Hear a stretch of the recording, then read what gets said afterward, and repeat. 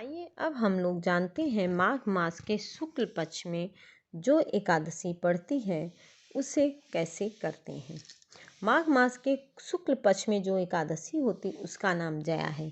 वह सब पापों को हरने वाली उत्तम तिथि है। पवित्र होने के साथ पापों का नाश करने वाली है। मनुष्यों को भोग और मोक्ष प्रदान करती है। इतना ही नहीं, वह ब्रह्म हत्या जैसे पाप तथा पिशाचत्व को भी विनाश करती है। इसका व्रत करने पर मनुष्य को कभी प्रेत योनि में नहीं जाना पड़ता है। इसलिए राजन, प्रयत्न पूर्वक जया नाम की एकादशी का व्रत करना चाहिए।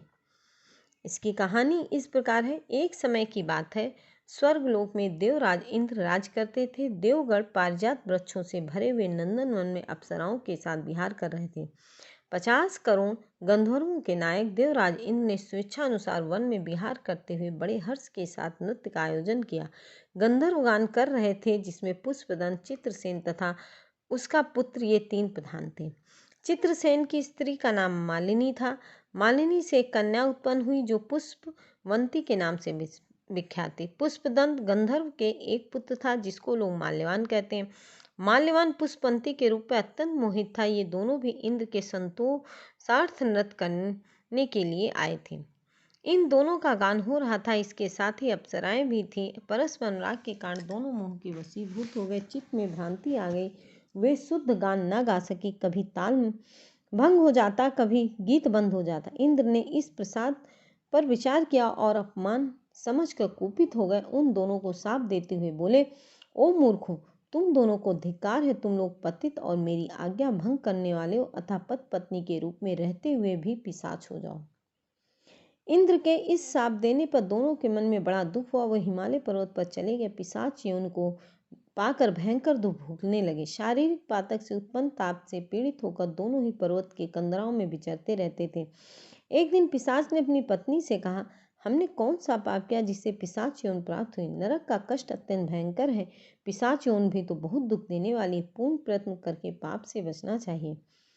इस प्रकार चिंता मग्न होकर वे दोनों दुख के कारण सूखते जा रहे थे। दैवयोग से उन्हें माघ मास की एकादशी तिथि प्राप्त हो गई। जया नाम से यह तिथि विख्यात थी, जो सब तिथियों में उत्पन्न आई। उस दिन उन दोनों ने सब प्रकार के आहार त्याग दिए, जलपान तक नहीं किया, किसी जीव की हिंसा नहीं की, यहाँ तक कि फल भी नहीं खाया। निरंतर दुख से युक्त होकर एक पीपल के समीप बैठे रहे। सूर्यास्त होगा, उनके प्राण लेने वाली भयंकर रात उपस्थित हुई। इन्हें नींद नहीं आई। वे रत या कोई सुख भी नहीं पा सके। सूर्योदय हुआ, द्वादशी का दिन आया। पिशाचों के द्वारा जया की उत्तम व्रत का पालन हो गया। उन्होंने रात में जागरण भी किया था। उस व्रत के प्रभाव से तथा भगवान विष्णु की शक्ति से उन दोनों की पिशाचता दूर हो गई। पुष्पवंती माल्यवान अपने पूर्व रूप में आ गए। उनके हृदय में वही पुराना स्नेह उमड़ पड़ा। उनके शरीर पर पहले ही जैसे अलंकार शोभा पा रहे थे। वे दोनों मनोहर रूप धारण करके विमान पर बैठे और स्वर्ग में चले गए। देवराज इंद्र के सामने जाकर दोनों बड़ी प्रसन्नता के साथ उन्हें प्रणाम किया। इस रूप में उपस्थित देखकर इंद्र को बड़ा विस्मय हुआ। उन्होंने पूछा, बताओ किस पुण्य के प्रभाव से तुमको पिशाचत्व दूर हुआ? तुम मेरे शाप को प्राप्त हो चुके थे, फिर किस प्रकार छुटकारा मिला? माल्यवान बोले, भगवान वासुदेव की कृपा तथा जया नाम की एकादशी के व्रत से हमारी पिशाचता दूर हुई है। तो अब तुम दोनों मेरे कहने से सुधा पान करो। जो लोग एकादशी व्रत में तत्पर और भगवान श्री कृष्ण के शरणागत होते हैं वे हमारे भी पूजनीय हैं। राजन, इस प्रकार एकादशी का व्रत करना चाहिए। नृपश्रेष्ठ जया ब्रह्म हत्या का पाप भी दूर करने वाली, जिसने जया का व्रत किया है उसने सब प्रकार के दान दिए हैं और संपूर्ण योगों का अनुष्ठान कर लिया है। इस महात्म के पढ़ने और सुनने से अग्निष्टोम यज्ञ का फल मिलता है। भगवान की जय जय।